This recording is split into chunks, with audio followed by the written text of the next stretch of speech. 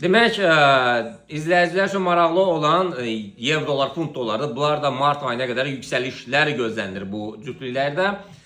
Hazırki vəziyyətdə alışları biz funtun olan rəqabətində 1.35-lərdən sonra, satışlar isə 1.34-500-lərdən sonra icra edə bilərik. Təbii ki, bu bizim fikrimizi, qərar sizin özünüzdür.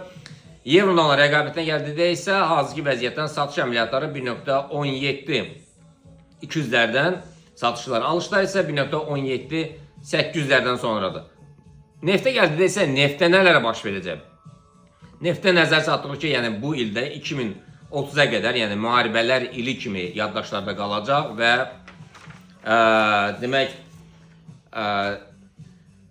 yəni alış bu ildə neftin ili olacaq, yüksəlişlərə doğru imza atacaq.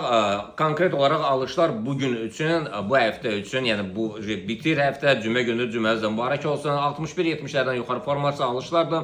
Satışlar 61-50-lərdən olacaq. Nasdaq, S&P, Dow Jones, DAX-lar isə təbii ki, bunlar da bu ildə yüksəlişə doğru gedir. Alternativ ssenaridə həmişə olacaq. Yəni satış əməliyyatlarını biz sabah yox, yəni gələn həftədən artıq full olaraq bütün məlumatları sizə ötürərək. Bayramımız bir də mübarək olsun. Özünüzə yaxşı baxın. Sağ olun. Düşərli olsun hamımızın. Profitli olsun. Bütün bizi izləyicilərimiz üçün. Sağ olun.